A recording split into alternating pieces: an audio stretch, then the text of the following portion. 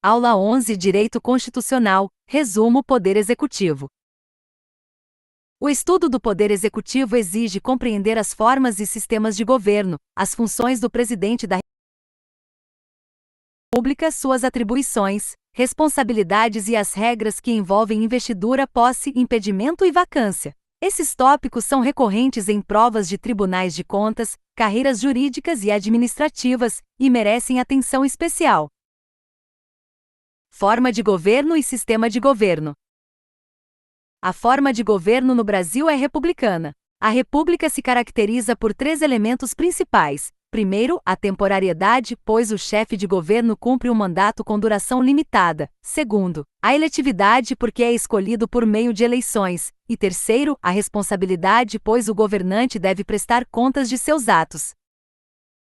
O sistema de governo brasileiro é o presidencialismo. Nesse sistema, a chefia do Poder Executivo é unipessoal, exercida por uma única autoridade, o Presidente da República, que acumula as funções de chefe de Estado e chefe de governo. No presidencialismo, a independência entre os poderes executivo e legislativo, embora o funcionamento harmônico entre eles seja essencial para a governabilidade. O presidente tem mandato por tempo determinado, no Brasil com duração de 4 anos, admitida uma única reeleição subsequente.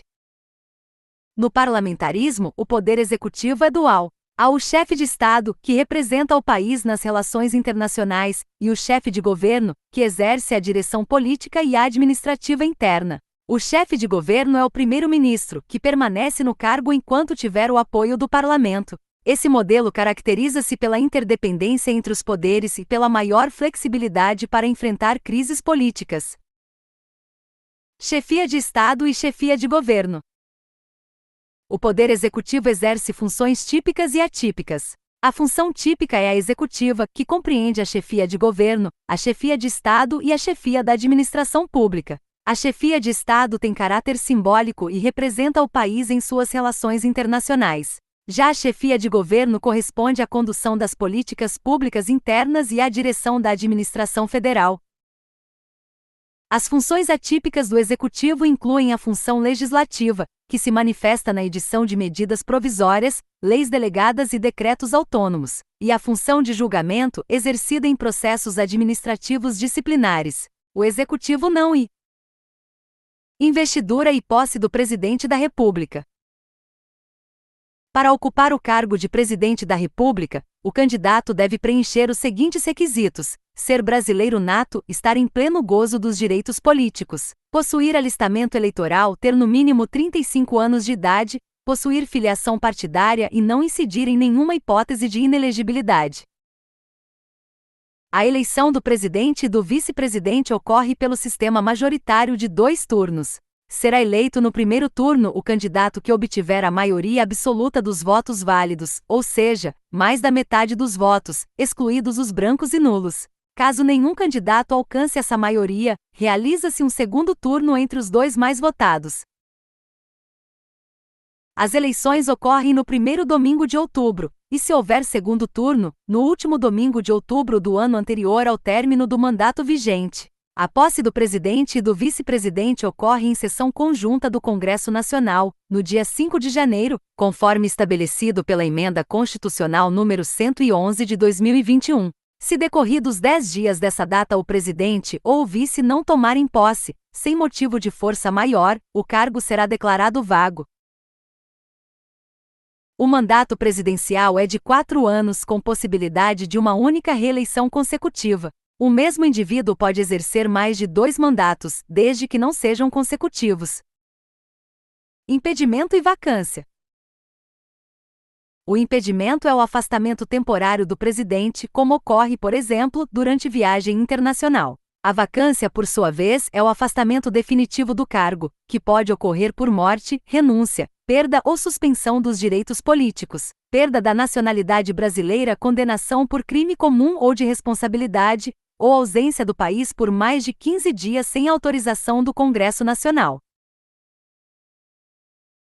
A Constituição determina que nos casos de impedimento, o vice-presidente substitui o presidente. Nos casos de vacância, o vice sucede.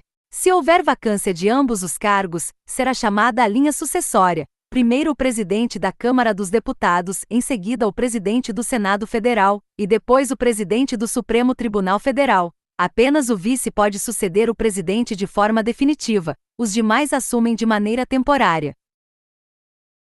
Se a dupla vacância ocorrer nos 2 primeiros anos do mandato, realizam-se eleições diretas em até 90 dias. Se ocorrer nos 2 últimos anos, as eleições serão indiretas, realizadas pelo Congresso Nacional em 30 dias, para completar o mandato restante. O Supremo Tribunal Federal entende que os estados imunizam. Atribuições do Presidente da República.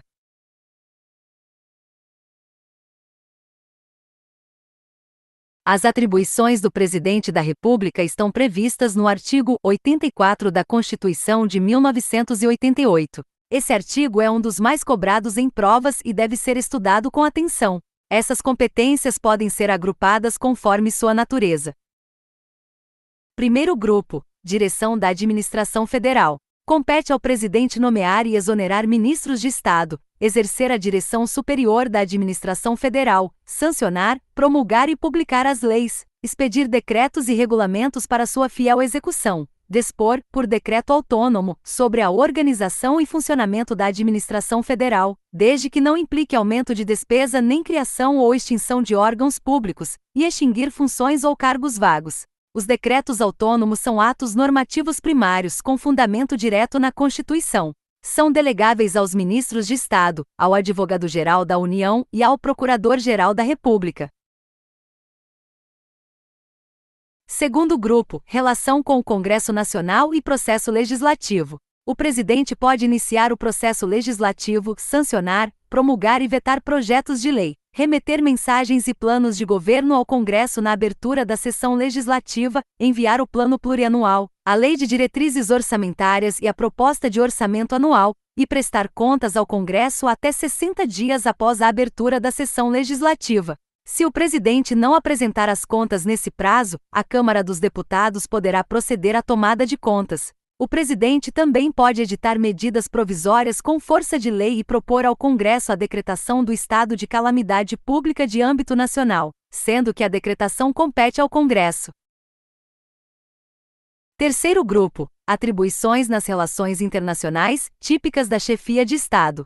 Cabe ao presidente manter relações com estados estrangeiros e acreditar representantes diplomáticos, celebrar tratados e convenções, sujeitos ao referendo do Congresso Nacional, declarar guerra e decretar mobilização nacional, quando autorizado ou referendado pelo Congresso, celebrar a paz, conferir condecorações, e autorizar a passagem ou permanência de forças estrangeiras no território nacional, conforme a lei complementar. O presidente assina e ratifica os tratados internacionais, mas a ratificação depende de aprovação do Congresso Nacional. Após a aprovação, o presidente promulga o tratado por decreto executivo, tornando-o vigente internamente. Quarto grupo: Segurança interna e defesa institucional. Compete ao presidente decretar o estado de defesa e o I. Quinto grupo: Nomeação de autoridades. O presidente nomeia, após aprovação do Senado Federal, os ministros do Supremo Tribunal Federal e dos Tribunais Superiores, o Procurador-Geral da República, os governadores de territórios, o presidente e diretores do Banco Central e os ministros do Tribunal de Contas da União. Também nomeia os magistrados nos casos previstos na Constituição e o Advogado-Geral da União. São delegáveis ao presidente as atribuições de editar decretos autônomos, conceder indulto e comutar penas, e prover e desprover cargos públicos, observados os limites constitucionais. Responsabilização do Presidente da República. Na República, o governante é pessoalmente responsável por seus atos, diferentemente da monarquia, em que havia a irresponsabilidade do soberano. O presidente possui apenas imunidades formais, ou seja, prerrogativas de natureza processual. Ele não possui imunidade material e pode responder civil e penalmente por palavras e opiniões. As imunidades formais compreendem 3 aspectos. Primeiro, a cláusula de irresponsabilidade penal relativa. Durante o mandato, o presidente só pode ser responsabilizado por atos praticados no exercício das funções ou em razão delas. Crimes cometidos antes da posse ou estranhos ao exercício do cargo não podem ser processados durante o mandato. Nesses casos, o processo e a prescrição ficam suspensos até o fim do mandato. Segundo, a vedação à prisão cautelar. O presidente não pode ser preso antes de sentença condenatória transitada em julgado. Não se admite prisão em flagrante, preventiva ou temporária. O Supremo Tribunal Federal entende que essa prerrogativa não se estende aos governadores de estado. Terceiro, a exigência de autorização prévia da Câmara dos Deputados. Para que o presidente seja processado por crime comum ou de responsabilidade, é necessário que 2/3 dos membros da Câmara autorizem o processo.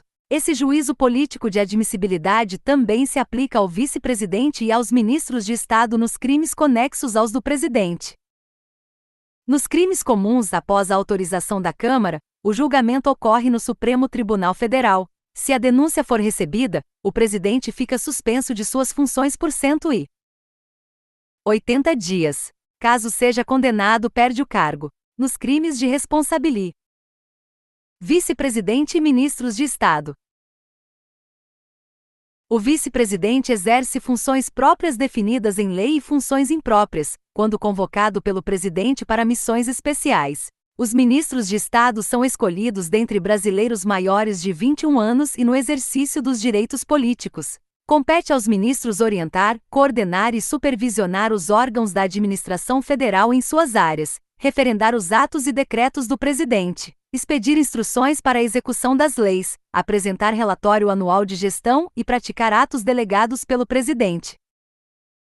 Os ministros são julgados pelo Supremo Tribunal Federal nos crimes comuns e de responsabilidade, e pelo Senado Federal nos crimes de responsabilidade conexos aos do presidente. Conselhos da República e de Defesa Nacional.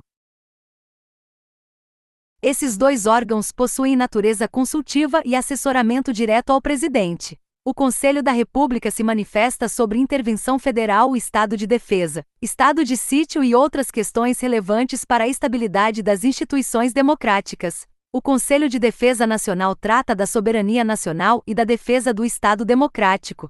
Suas manifestações não têm efeito vinculante, mas caráter opinativo.